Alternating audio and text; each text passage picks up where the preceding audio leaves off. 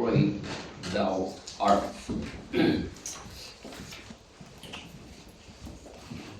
Magandang umaga po sa ating lahat muli.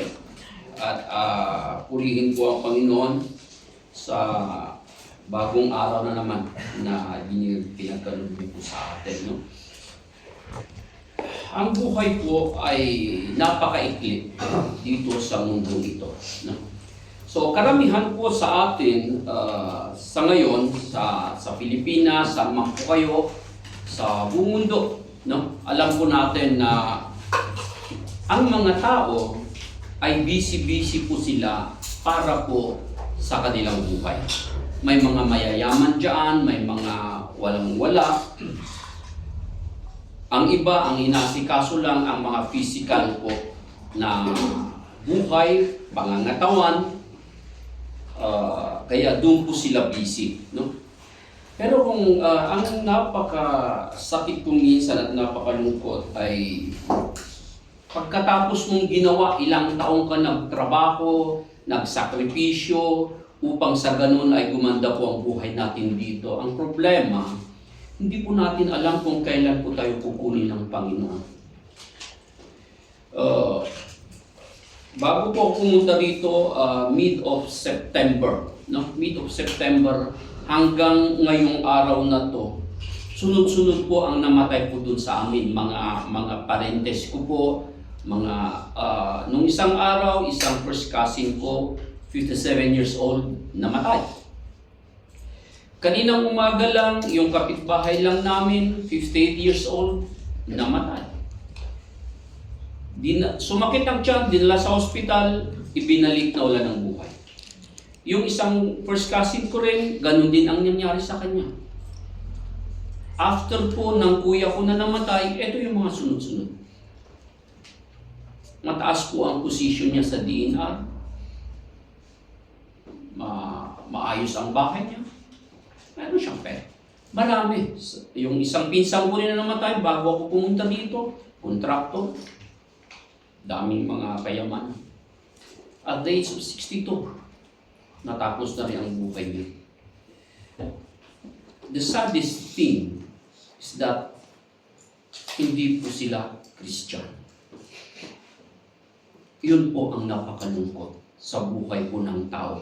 Pagkatapos ng ilang taon na sakripisyo, trabaho, pagkatapos mawawala na lang na ganun. Tapos, hindi mo pinalagaan ang yung spiritual naman na buhay. Ang sabi ng Bible, kung hindi ka isang mananampalataya, alam mo na kung saan ka pupunta. Dalawa lang ang destinasyon ng tao, o sa taas o sa baba. Alam niyo, napakalungkot sa mga tao na sobra-sobra ng kayamanan nila, pero hindi nila kilala ang Panginoon. Aanhin mo yan. Saan mo dadalhin yan? Walang mangyayari. So, ngayon po ay since ang tema po natin sa ating pong 8th anniversary sa susunod na Sunday is about God's mission in our commission. So, gusto ko lang pong i-start po sa ngayon ang part 1 po ng mensahe na yon kasi baka masyadong makaba-kaba pagka minsanan. Pero gusto ko lang bigyan, ang title nito is yung compassionate. Ano bang Tagalog ng compassionate? Or compassion? Kahabagan. Kahabagan. No? Yung maaawa ka, mahabag ka sa isang tao. No? So, dito, gusto ko lang pong ibahagi po sa atin yung pong kahabagan na yun na kasi iba yung sympathy or empathy at saka yung compassion. Pag sinabi mo kasi na empathy ay naawa ka lang sa isang tao. No? Naawa ka lang sa isang tao, yung andun yung feelings mo, kawawa naman. Hanggang doon lang. No? Kawawa ka naman. Pero kapag yung compassion ay with action na rin yun. No? Kapag kang isa tao ay naaawa ka sa isang tao, dapat gagawa ka ng paraan, ng action, para naman matulungan mo siya doon sa sufferings niya, di ba? So, ang nais ko lang pong i-share, ibahagi sa atin sa umagang ito ay Mark 10. Mark chapter 10 verse 46 to 52 na gusto ko lang pong i-share sa ngayon kung po tayo.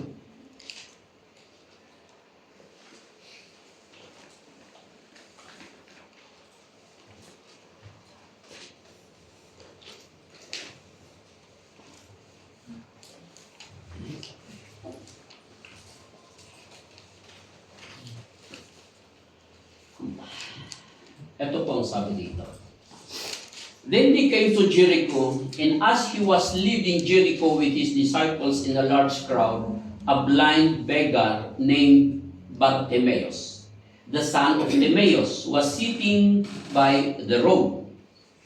When he heard that it was Jesus the Nazarene, he began to cry out and say, Jesus, son of David, have mercy on me. Many were sternly telling him to be quiet, but he kept crying out all the more, Son of David, have mercy on me. And Jesus stopped and said, call him. So they called the blind man, saying to him, take courage, stand up. He is calling for you. Throwing aside his cloak, he jumped up and came to Jesus. And answering him, Jesus said, what do you want me to do for you?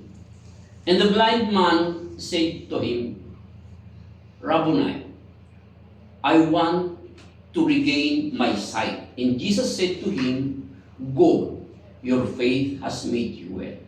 Immediately he regained his sight and began following on the road. Let us pray. Maraming salamat muli, Panginoong Diyos, sa oras na to, sa bagong araw na pinagkaloob niyo po sa amin.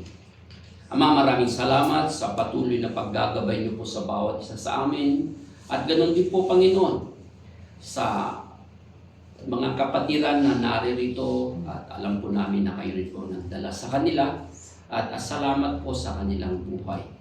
At maraming salamat, Panginoon, sa blind man na ito, itong beggar na to, na isang halimbawa, Panginoon, na binalik ng Panginoong Jesucristo ang kanyang pagkabulag, Panginoon, at nawa, Panginoong Diyos, ay maintindihan po namin ang ibig sabihin po nito para sa buhay namin bilang mga Kristiyano sa oras na ito. Salamat muli, Panginoon, at ito po ang aming dinadalangin na may pasasalamat sa pangalan ni Kristo Jesus. Amen. Gusto ko lang po na ibahagi sa atin ito. Kung nakita po natin o narinig, nabasa natin itong istorya na ito, isa siyang bulag. No? Isa siyang bulag. Actually, he is blind physically and at the same time spiritually. No? So, kung makikita po natin itong tao na to ay talagang nagmakaawa siya, humingi siya. Kasi hindi nga siya makakakita. Pero kung titignan natin, yung iba, pinapatahimik siya, tumahimik ka dyan, huwag kang maingay. No? Pero makulit pa rin siya. Kasi narinig niya yung boses. Actually, kung titignan po natin sa Pilipinas, no, marami na kasi, minsan may narinig akong isang pastor ng isang denominasyon sa isang lamayan, sa isang may namatay, no? Ito po ay nagsalita. Alam yung sabi niya, lahat po ng tao, pag namatay tayo, ay sa langit tayo mapupunta. Sabi ko, oh, ganun ba? Kung yan ang paniniwala mo, bakit pa tayo pupunta ng church? Di po ba? Gawin na natin yung gusto natin, kasi lahat pala pag namatay tayo, ay pupunta tayo ng langit. Yun ang sabi niya. Pero hindi totoo yun. Kaya nga tayo lumalapit sa Panginoon kasi matagal na tayong nahiwalay sa Kanya dahil sa kasalanan. Kung minsan sasabihin na, makikita natin sa mga Facebook, pag may namatayan, sasabihin niya agad doon, fly high. Okay ka na.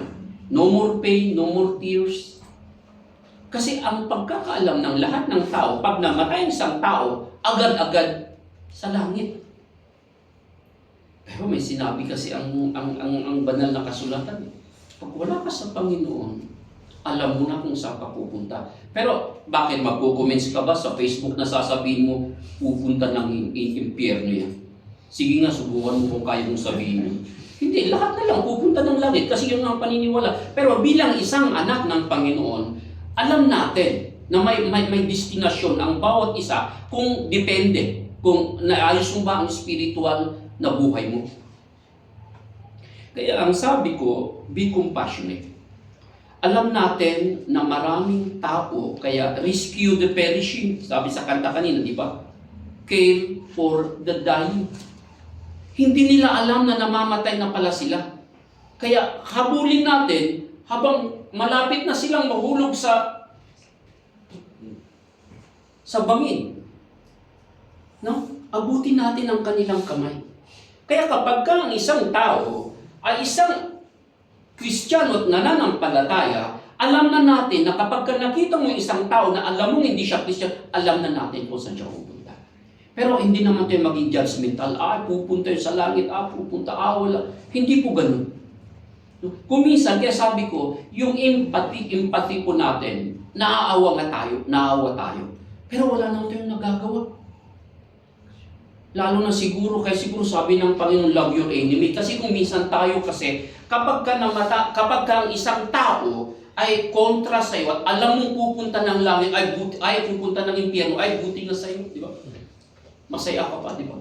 Pagka ganun. Instead, kaya love your enemy, unang-una sa lahat, alisin po natin yung mga ganun na pag-uugali po ng isang tao na itinanim po ng kalaban sa atin. Maaawa tayo sa mga tao kasi hindi nga nila maintindihan. Alam niyo sa amin sa mga igurot yung mga ano po namin na yung magkakanyo ka tapos yung namatay na kasi giniginaw daw aalisin ulit, lalagyan ng kumot bago ulit ibalik. Alam niyo yun? Sa amin, ganun yun.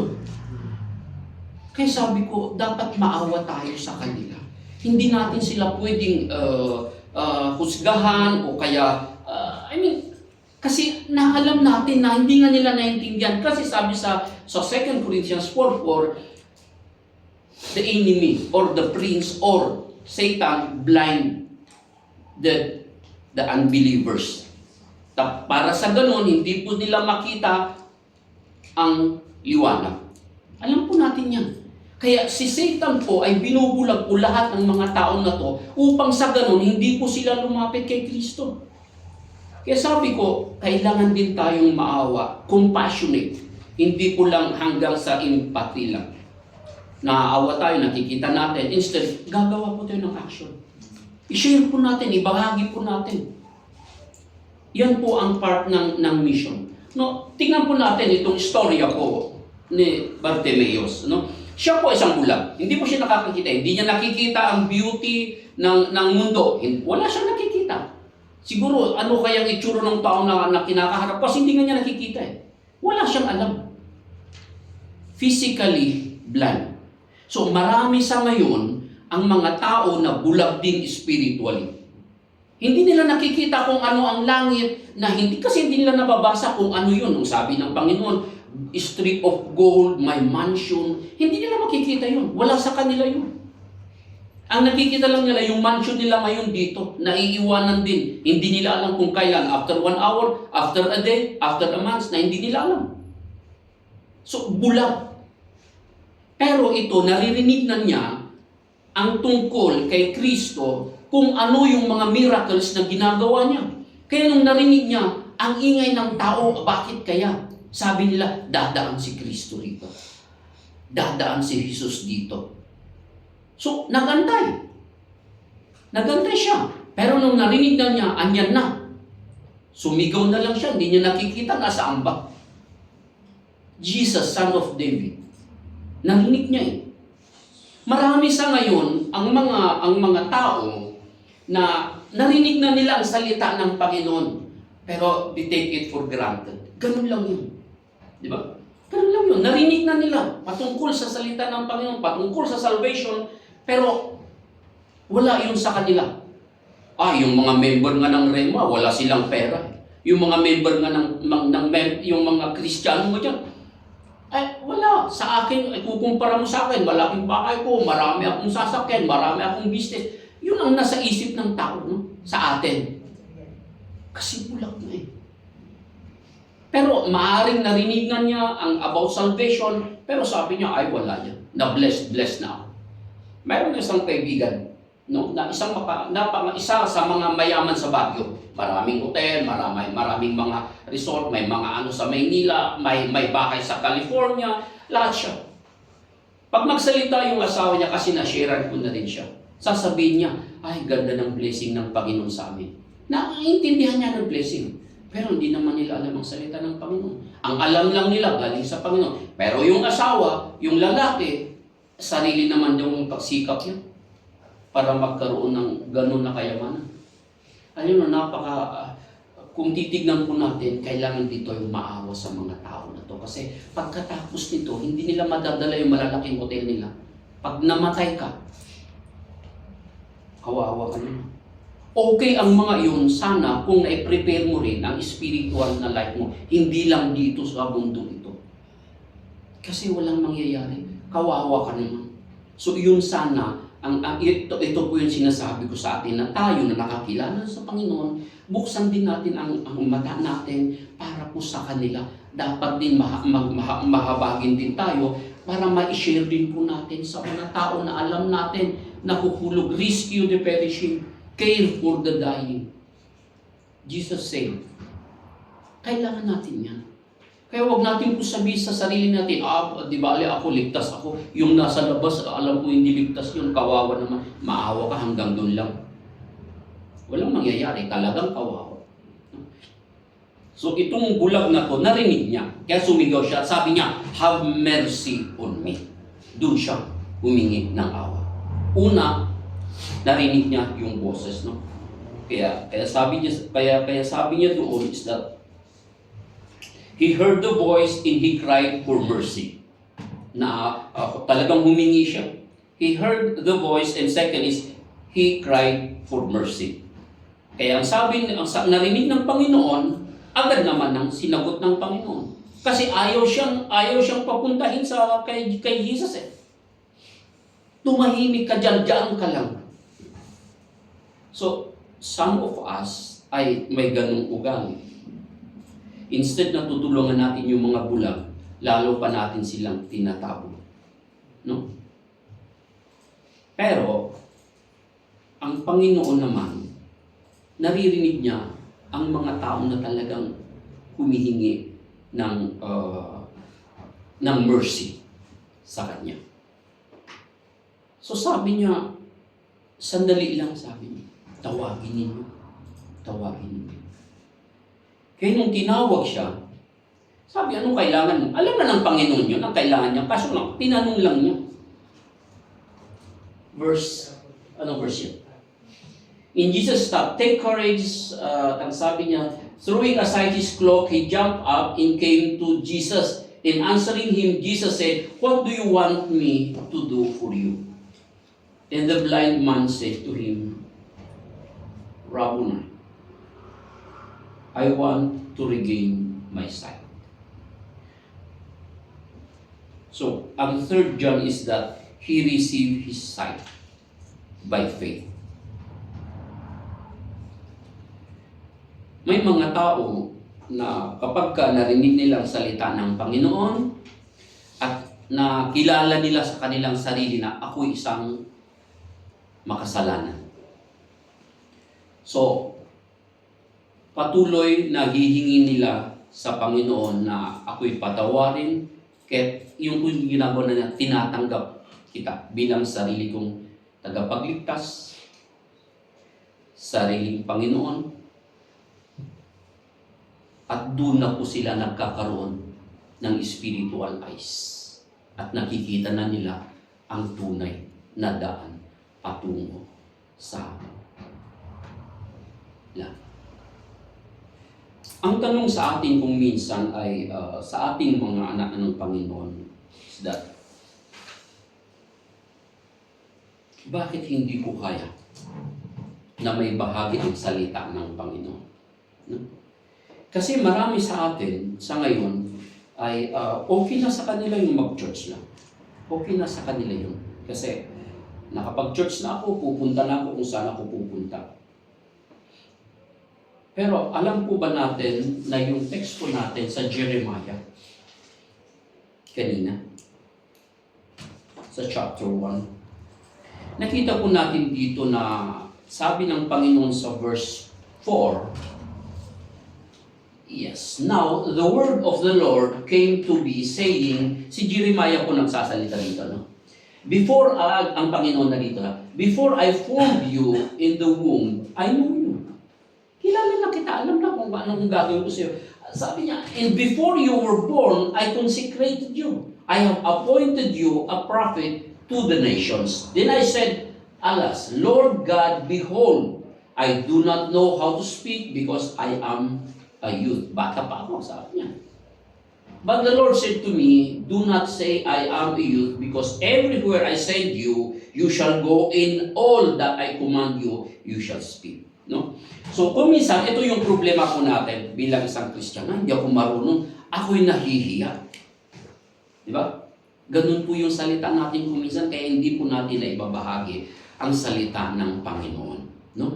Kaya sabi ko kanina, kailangan pa rin po tayong maging compassionate. Pero paano nga po natin sasabihin natin sa sarili natin, ay hindi ako marunong magsalita, hindi ako. So tignan po ninyo ang plano ng Panginoon. Hindi lang po to kay Jeremiah. Ako po'y naniniwala na sa bawat isa po sa atin, ay bago po tayo pinanganak, may plano na po ang Panginoon. The problem is, dahil din sa katigasan ng ulo po natin, hindi po natin nakikita yung plano ng Panginoon sa atin. Kasi alam natin na ang plano ng Panginoon, pag nakakilala na tayo, katulad ng sinabi kanina dun sa invocation po natin, sa 28 ng Matthew, inuutosan tayo ng Panginoon. Na hindi po lahat, kaya sabi sa Bible, lahat po, kaya sabi niya, kasama ba ako doon sa Great Commission? Of course, yes. Pero ang sabi kasi dito ng banal na kasulatan ay some are prophets, some are evangelists, some are teachers. Pero lahat po ng mga iyon, kaya yun po yung sinabi ni Apostle Paul, hindi po tayo lahat ay pare-pareho ang gift natin. Hindi po pwedeng maging pastor po tayong lahat dito at hindi po tayo maging teacher lahat dito. May kanya-kanya po tayo. Pero napakaganda po ng plano ng Panginoon. Kung ano yung sa iyo, ayan ay pag-iisa-isahin niyo all together para po sa ganun ay magkaroon po at matupad po ang plano po niya sa church, sa bawat isa sa atin bilang mga witnesses niya. Hindi po natin pwedeng, ay hindi ako pastor, hindi ako pwedeng, pero may contribution kayo. Yung mission po natin sa Pilipinas, hindi naman po kayo pwedeng pumunta lahat doon eh. Mayroon kayong contribution doon. Maaari sa prayer po ninyo, pinapanalangin ninyo ang church natin, pinapanalangin nga ninyo ang mga mission natin. At alam ko po na yun po yung kasagutan sa mga panalangin ninyo.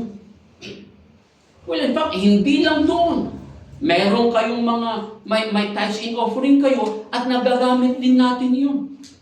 So, ibig ko sabihin, hindi po lahat ganun yung binigay po ng Panginoon sa atin. May kanya-kanya po siyang ipinagkaloob sa atin para po sa ganun mabuo. Katulad po ng halimbawa ng sabi niya, ang isang katawan ay with many parts. No? May daliri, may ulo, may paa. Para po sa ganun, completely na mag-function ng perfect ang isang katawan.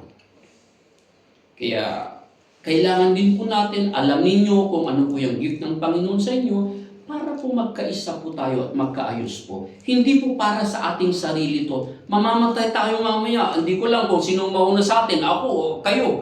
Hindi natin alam. Wala na. Forgotten ka na rito.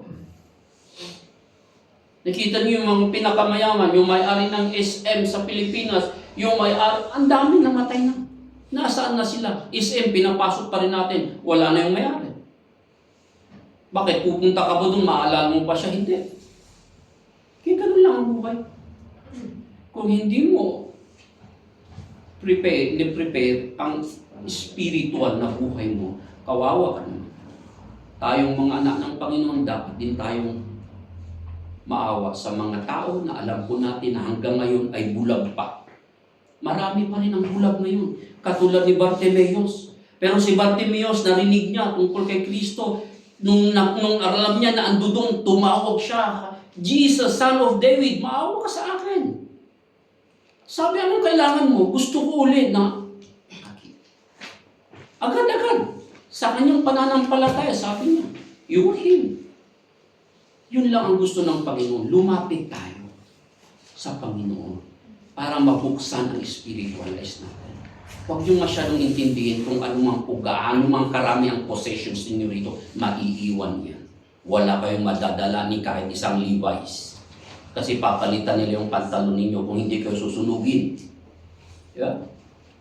Ganun lang yun. Pero dapat ihanda natin pagkatapos, life after death. Kung wala ka nun, sunog ka pa rin. Kung hindi ka na-cremate yun, makakremate ka doon. Kaya, mga kapatid, kailangan po natin maawa sa mga tao. Pag nakikita mo isang tao na hindi siya Kristiyano, alam natin kung saan po sila pupunta. Hindi po totoo yung sinasabi nila, fly high pag namatay isang tao. Tignan mo muna kung ito ay isang Kristiyano, anak ba ng Panginoon. Sasabihin mong fly high. No more pains. No more tears. Hindi totoo yung sinasabi nilang yun. Kasi bihira at walang magsasabi sa iyo na mag-enjoy ka sa impyerno. Walang ganun.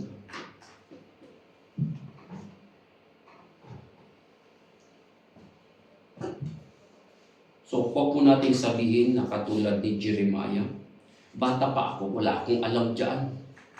Sabi ng Panginoon, may plano na ako. Ako ang magsasalita para sa inyo. Kaya nga mayroon tayong Bible study. Pagpatuloy nyo, magaling naman yung teacher nyo. Pagpatuloy nyo mag-aral. Kasi doon ang gagamitin nyo. Alam ng Panginoon na kapag kahanda na kayo, talagang magbibigay siya. Magbibigay siya ng isang tao na makakasabay mo sa bus, sa train, para naman magamit mo yung salita ng Panginoon sa kanila. Bahagi po natin. Mission. Importante yun. Sabi ko kanina, tumawag ako doon sa, kasi may kasama nga tayong nagbi-mission doon, si Brother Lorenzo at saka si Brother Rubio. Yung isa, tumaas ang dugo. Medyo na high blood, no? Si Brother Rubio. Hanggang sa ngayon, nagre-recover pa. After 2 weeks, sumunod yung isa. Kay Brother Lorenzo naman, bumaba ang BP niya. Ngayon, nahihilo daw. Hanggang ngayon, nahihilo. Tapos sabi niya, hindi ko alam kung ako na yung susunod kay Manong Salis. Sabi ko, ano lang yan? Pagsubok lang sa atin. Lalong-lalo na sa inyong dalawa na ginagamit ng Panginoon doon sa mission. Kaya ang pumunta sa mission natin ngayon sa Vizcaya ay yung isang pamangkin din namin na pastor, nagmotor sila. Sila na po yung pumunta doon para sila po yung 4 hours, no? Malayo. Sila yung, tsaka yung nasa poultry, siya naman daw sa mga bata, at siya naman magpapilit sa adopt.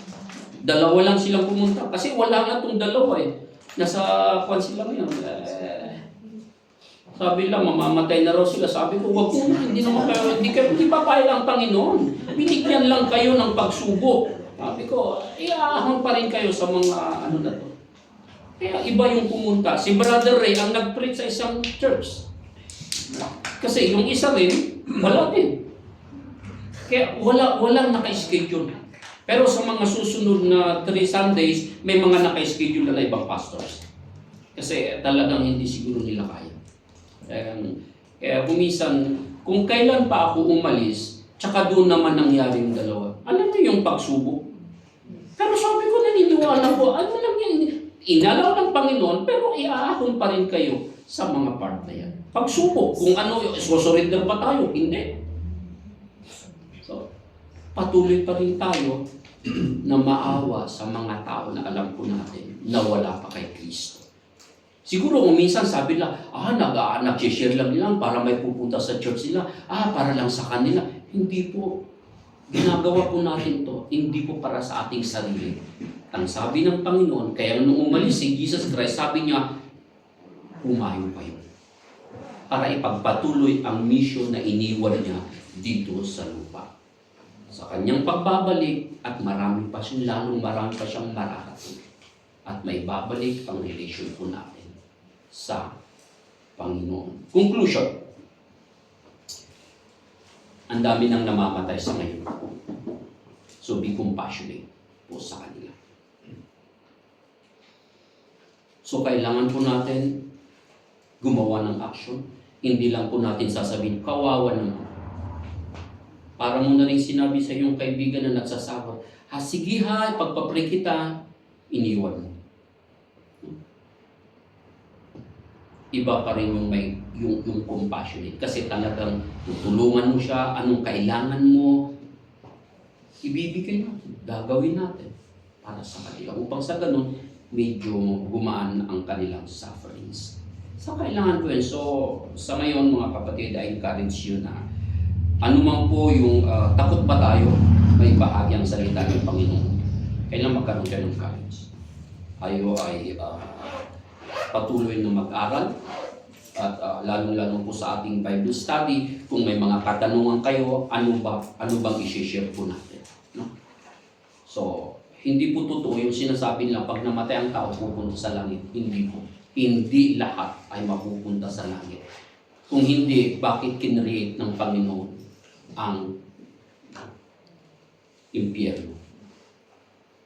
Kasi sumunod na kinreate na yun, nauna pa yata yun kaysa sa mundo kasi nakahanda na nung na-cast out si Satan and his angels. Hinanda na ng Panginoon yun. Kaya sabi naman ng Satan, isasama ko ang mga creation. Pumunta siya doon sa ahas na siguro 4 ang paanong ahas doon o marami, hindi natin alam. Kaya ang nangyari sa kanya, magkakaroon na siya. Mga babae, ma-experience niyo ang panganganak. Ikaw lalaki, magtrabaho ka para sa iyo, kabubuhay ng pamilya. Diba? Satan, wise siya. Yung angels, dati silang angels, deacon masquerade.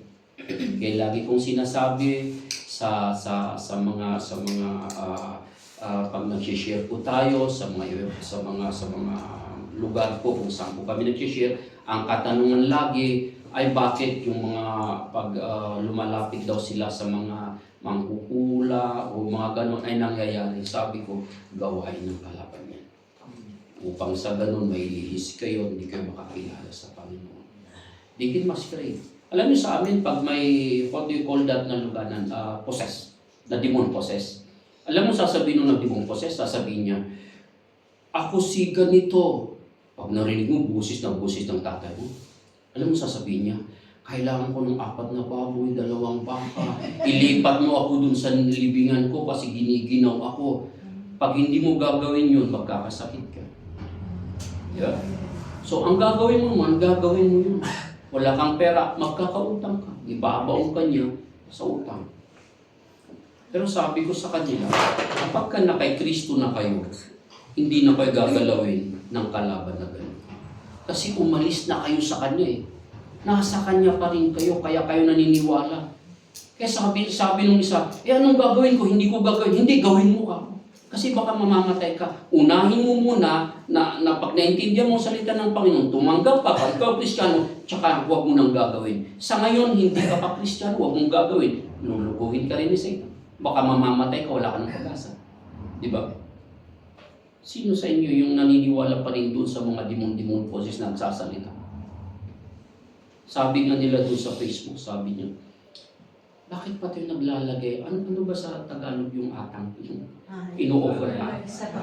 Oo, yung inaano. Kaya marami sa simenteryo, ang dami rin pagkain doon. May nakatira pala doon sa simenteryo, ano pagkain? Pag umalis na sila na yung pagkain doon. Ikinamatay na nito, high blood, pakakainin mo pa ng, mag-offer ka pa ng taba, sabi niya. Yun lang ang ikinamatay, gusto mo pang patayin ulit. Pero kung minsan, gamitin kasi natin talaga yung pag-iisip. Hindi lang po doon sa kasabihan noong una. No? So kapag ka tayo Kristiyano na, alisin na natin yan, kung pag naintindihan na natin at nabuksan na po ang mata po natin. Be compassionate sa mga tao na ganyan ang ginagawa pa rin. So kailangan po natin ibahagi ang salita ng Panginoon upang sa ganun ay maintindihan nila.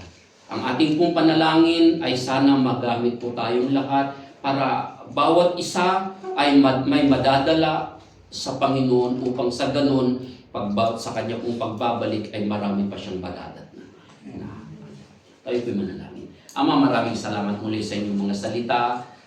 Sa halimbawa po ni Bartimeus at ganoon din po, Panginoon, sa Book of Jeremiah na binigyan mo po kami, Panginoong Diyos, ng aral na alam po namin, Panginoon, na bawat isa sa amin ay bago pa man din kami may panganak, Panginoon, ay may plano ka na po sa amin. Subalit ang aming panalangin sa oras na ito, Ama, ay yung mga plano po sa buhay ng bawat isa sa amin. Maring hindi po namin nakikita, maring nagkakamali kami, Panginoon, sa aming mga dinadaanan. Subalit ang aming panalangin, Ama, ay sana, Panginoong Diyos, ay maitama mo po, Panginoong Diyos, ang aming ginagawa. Upang sa ganun, Ama, ay maging kagamit-gamit pa rin po kami, Panginoon, sa gawain na ito. At magamit mo kami, Panginoon, upang may bahagi po namin ang iyong mga salita. Tulungan mo po kami, Panginoong Diyos, na maging mahabagin sa mga tao, Panginoon, na namamatay at lalong-lalong po, Panginoon, sa mga tao na hindi pa po nakakakilala sa inyo. Salamat muli sa oras na to at purihin po ang pangalan. Sa pangalan ni Kristo Jesus, ito pang aming dinadalangin na may pasasalamat. Amen. So, bago po natin kantahin yung pong hymn of commitment po natin, no? Sa oras na to, kung alam mo na talagang wala ka pang relasyon talaga sa Panginoon, i-check po natin ang heart po natin kung tinanggap po nga ba ang Panginoon. Nabuksan na nga ba talaga ang spiritual eyes po natin? Isang bagay lang po ang gagawin natin. Kung gusto mo po mabuksan ang spiritual eyes mo at gusto mo po na sumunod sa kay Kristo, panalangin lang. Kung hindi po ninyo kaya na manalangin ng sarili ninyo, pwede po kayong pumunta sa harapan at tutulungan namin kayo upang tanggapin po ang Panginoon sa inyong buhay, sa inyong puso, na siya po ang magiging Diyos niyo. Kasi pag sinabi mong personal Lord, siya na po yung susundin natin, hindi po yung sarili natin. No? Sariling tagapagligtas, ay pwede po kayong pumunta sa harapan at ipapanalangin lang po namin kayo. Yun lang po, wala na po ang gagawin pa. Tayo po'y tumayo at kantahin po natin ang ating hymn po.